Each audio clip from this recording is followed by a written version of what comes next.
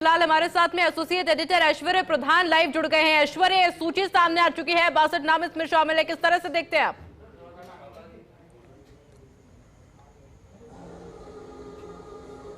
देखिए, एक एक नाम पर अगर हम गौर फरमाएंगे तो सबसे महत्वपूर्ण नाम यहां पर यह है कि अब अजिताभ शर्मा को महत्वपूर्ण जिम्मेदारी जो दी गई है वो ऊर्जा महकमे की दी गई है। और आप अंदाजा लगा सकते हैं कि अजिताभ शर्मा उन अधिकारियों में से है जो कि राइजिंग राजस्थान को सफल बनाने की मुहिम में लगातार जुटे हुए थे। और अब उस जिम्मेदारी को जिस अधिकारी को दिया गया है जो राइजिंग राजस्थान जैसे काम को अब आगामी दिनों में संभालेंगे, क्योंकि मुख्यमंत्री का ड्रीम है, वो है आलोक गुप्ता। आलोक गुप्ता सीएमओ से अब चले गए हैं। आलोक गुप्ता के सीएमओ के जाने के बाद अब उनको एक बड़ा टास्क दूसरा जो दिया गया है वो यही टास्क है कि किसी भी तरीके से अब आलोक गुप्ता अब राइजिंग राजस्थान और मुख्यमंत्री के जो निवेश की जो चीजें हैं उन्हें साकार करे। यहां पर इस लिस्ट में सबसे बड़ी बात अगर हम देखते हैं कि जिस चीज को लेकर लगातार चर्चा की जा रही थी वो अखिल अरोड़ा हैं। अखिल अरोड़ा को अब जन स्वास्थ्य अभियांत्रिकी जैसा महकमा दिया गया है और बड़े काबिल अधिकारी है। अखिल अरोड़ा को यह काम इसलिए दिया गया है कि इस महकमे में सबसे ज्यादा शिकायतें थी, अब उन शिकायतों का निराकरण अखिल अरोड़ा कर सकेंगे। फाइनेंस जैसी जिम्मेदारी से उन्हें मुक्त किया है। लेकिन यहां पर इस लिस्ट में एक नाम बड़ा ताज्जुब वाला है जो लग रहा था कि इस बार उन्हें शायद कोई अच्छा नाम मिलेगा, अच्छा काम मिलेगा, वो आनंद कुमार है। क्योंकि कहा जा रहा था कि आनंद कुमार कंप्लीट यूडीएच ले लेंगे, लेकिन आखिरकार उन्हें वन और पर्यावरण दिया गया है क्योंकि लंबे समय से होम में थे। वो भी चाहते थे कि एक अच्छा महकमा मिले। यहां पर बड़ी संभावना यह है कि मुख्यमंत्री का जो बड़ी संख्या में वृक्षारोपण का अभियान है, पौधरोपण का अभियान है, उसे वो सफल बनाने में जुटेंगे। हालांकि उनके नाम को लेकर दूसरी चर्चाएं थी कि उन्हें कोई दूसरा महत्वपूर्ण डिपार्टमेंट दिया जाएगा। यहां पर वैभव गालरिया बहुत काबिल अधिकारी माने जाते हैं। वैभव गालरिया सरकार कोई भी हो, उस सरकार में अपनी काबिलियत के दम पर वो कोई ना कोई अपनी मिसाल पेश करते हैं और यहाँ पर उन्हें फाइनेंस में भेजा गया है, आबकारी भी दिया गया है, वित्त दिया गया है।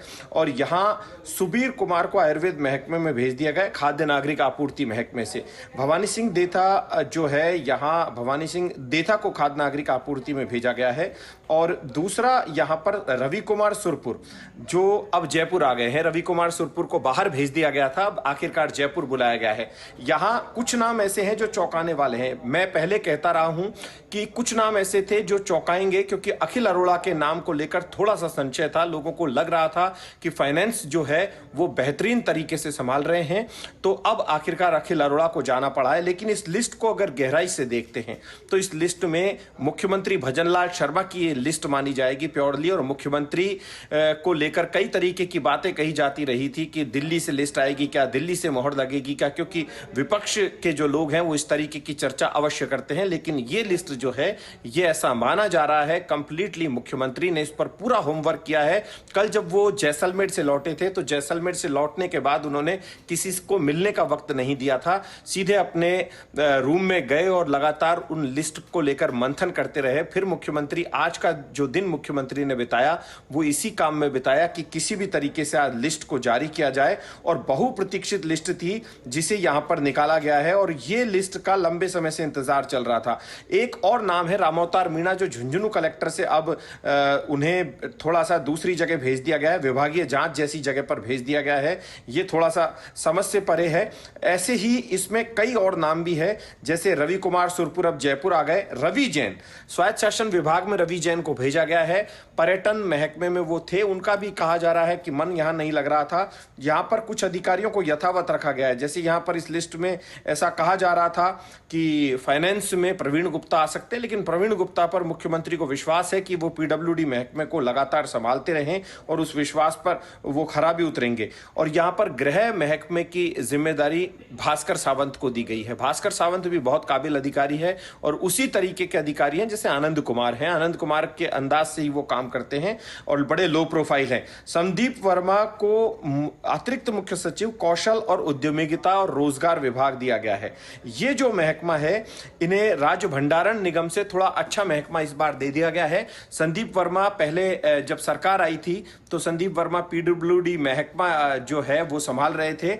और यहां इस पूरी लिस्ट को लेकर अगर हम गौर से अगर लिस्ट के एक एक नाम पर गौर फरमाएं तो यहाँ पर इस लिस्ट में मुख्यमंत्री ने पूरा होमवर्क किया है। मुख्य सचिव के साथ मुख्यमंत्री की बाद में काफी देर मीटिंग भी हुई थी। मुख्य सचिव की मीटिंग से पहले शिखर अग्रवाल के साथ मुख्यमंत्री लगातार चर्चाओं में जुटे रहे थे। अभी एक और जंबो लिस्ट आनी है, वो आईपीएस की लिस्ट आनी है।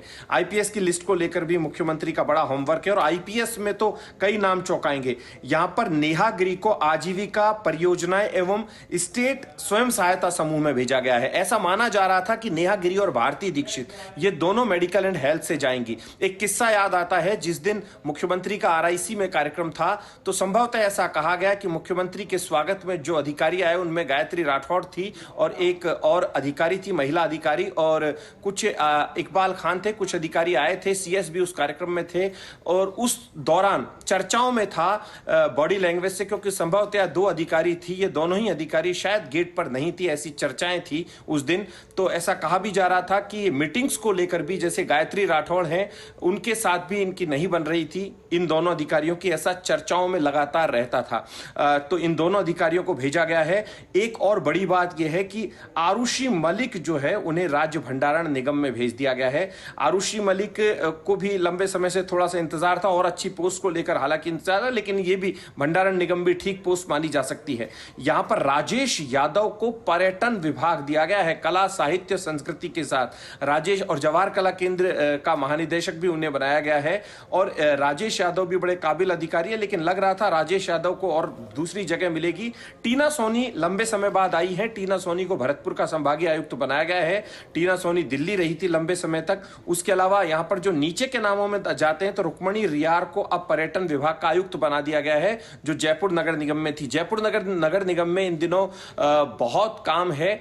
अब ऐसे में मुझे लगता है कि अब जो दूसरे आए हैं उनके ऊपर हालांकि जिम्मेदारी रहेगी, को लेकर आगे भी जानकारी आपसे और भी लेंगे, लेकिन उससे पहले हमारे साथ में वरिष्ठ पत्रकार राजेंद्र छाबड़ा भी जुड़ चुके हैं। राजेंद्र जी, 62 नामों की सूची, कई महत्वपूर्ण नाम इसमें शामिल है, किस तरह से देख रहे हैं सूची को? हाँ देखिए, ये बहुत लंबी सूची है और बहुप्रतीक्षित सूची ये आई है। के बाद में 62 अधिकारियों की सूची, ये पूरा आमूल-चूल परिवर्तन कर दिया गया शासन प्रशासन में। मुख्य बात यह है कि अखिल अरोड़ा जो अब तक 5 साल से वित्तीय कमान संभाले हुए थे, उन्हें वहाँ से चेंज किया गया है और वहाँ पर वैभव गडेरिया को कमान सौंपी गई है। अजिताभ शर्मा जो उद्योग का काम देख रहे थे और जिन्होंने सज्जन राजस्थान में इतना बड़ा काम किया था और पिछले लगभग 4-6 महीने से इस काम में जुटे थे, उन्हें चेंज करके ऊर्जा विभाग की कमान सौंपी गई है। सबको पता है कि ऊर्जा विभाग 2 महीने तक खाली चल रहा था। श्री आलोक के निधन के बाद में वह पोस्ट खाली पड़ी थी और इस समय गर्मी के सीजन में ऊर्जा का बहुत बड़ा जिम्मेदारी होती है और अजिताभ शर्मा को ये बड़ी जिम्मेदारी सौंपी गई है। इसी प्रकार से बड़ा अमूलचूल परिवर्तन किए गए हैं। गृह विभाग की कमान भी बदली गई है। मेरे मानना है कि पिछले लंबे अरसे बाद इतना बड़ा परिवर्तन, आमूलचूल परिवर्तन, लगभग सभी अधिकारी बदल दिए गए हैं। कुंजलाल मीणा को भी वापस मुख्य धारा में लाया गया है। आलोक गुप्ता को प्रमुख सचिव उद्योग विभाग जयपुर लगाया गया। आलोक गुप्ता मुख्यमंत्री कार्यालय में कार्यरत थे, उन्हें अब उद्योग का बड़ा जिम्मेदारी सौंपी गई है। उन्हें उद्योग और पूरा एक सेक्टर जो अजिताभ शर्मा के उनके बैचमेट के पास था उन्हें दिया गया है। भानी सिंह देथा को भी ये मुख्य लाइन में लाया गया है और देवसित पृष्टि को नगरीय विकास विभाग सौंपा गया है। रवि जैन को सड़क शासन विभाग सौंपा गया है और रवि कुमार सपूत जो बीकानेर चले गए थे, उन्हें वापस मुख्य धारा में ला करके और प्रदूषण मंडल का जिम्मेदारी सौंपी गई है। रवि कुमार सपूत पर जो एक तरह से अविश्वास प्रकट किया गया था, उन्हें अचानक जयपुर से बीकानेर भेजा गया था, उन्हें वापस एक बड़ी जिम्मेदारी सौंपी गई है। 62 की सूची में 21 को अतिरिक्त प्रभार दिया गया है और श्यामलाल मीणा को विभागीय जांच में लगाया गया और झुंझुनू कलेक्टर से उनके खिलाफ शिकायतों की बहाली थी। पुखराज सिंह जो झुंझुनू में थे, उन्हें जयपुर लाया गया है। भारती दीक्षित को भी अच्छा दिया गया है पोस्टिंग। सुरेश कुमार ओला उनको बीच में दिया गया है। सुरेश कुमार ओला अब तक हाशिए की पोस्टिंग पर थे, उन्हें हालांकि अतिरिक्त जिम्मेदारी सौंपी गई थी वित्त विभाग में, लेकिन अब उन्हें वापस वित्त जैसा बड़ा विभाग दिया गया है। मेरा ऐसा मानना है कि इतनी बड़ी सूची और इतना बड़ा आमूलचूल परिवर्तन संभवतः पिछले कई सालों में मैंने तो नहीं देखा। और इस सरकार में जो अब तक ये माना जा रहा था कि सरकार नहीं कर पा रही है कुछ भी परिवर्तन और बहुत दिनों से अटकी थी, वो सूची अब आज जारी की गई है। सबको पता है कि मुख्य सचिव सुधांशु पंत अगले हफ्ते विदेश जा रहे हैं और ऐसा माना जा रहा था कि विदेश जाएंगे उससे पूरी सूची जारी हो जाएगी, और आज सूची जारी हुई। सुबोध अग्रवाल जो अब तक हाशिए में थे उन्हें RFC में लगाया गया। अखिल अरोड़ा का चेंज बहुत बड़ी बात है, और अब उनकी पत्नी अपर्णा अरोड़ा को भी चेंज किया गया है। संदीप वर्मा को भी चेंज किया। कुलदीप राय का जब तक सामाजिक न्याय थे और पिछली सरकार में मुख्यमंत्री के सचिव थे उन्हें टेक्निकल एजुकेशन दिया गया है। भास्कर सावंत को बहुत बड़ा जंप किया गया, उन्हें गृह विभाग की कमान सौंपी गई है। अमिताभ शर्मा जैसा मैं कह चुका हूँ एक काबिल अफसर है, उनके ऊपर अब तक जिम्मेदारी थी, वो पूरा उद्योग विभाग संभाल रहे थे और सजग राजस्थान का काम किया था उन्होंने, राजीव राजस्थान का। अब उन्हें ऊर्जा विभाग की कमान सौंपी गई है। और प्रभा बेडेरिया को भी बड़ा जंप दिया गया, उन्हें वित्त की कमान सौंपी गई। वित्त और ऊर्जा और उद्योग के तीन सेक्टर गए, इन तीनों में आमूलचूल परिवर्तन किया गया है। लेकिन आश्चर्यजनक परिवर्तन अखिल अरोड़ा का माना जा रहा है। उन्हें ऐसा माना जा रहा था कि वित्त से चेंज नहीं किया जाएगा, लेकिन अब उन्हें भी चेंज कर दिया गया है। RC मलिक को भंडारण निगम का कमान सौंप गई जब तक संजीव वर्मा के पास।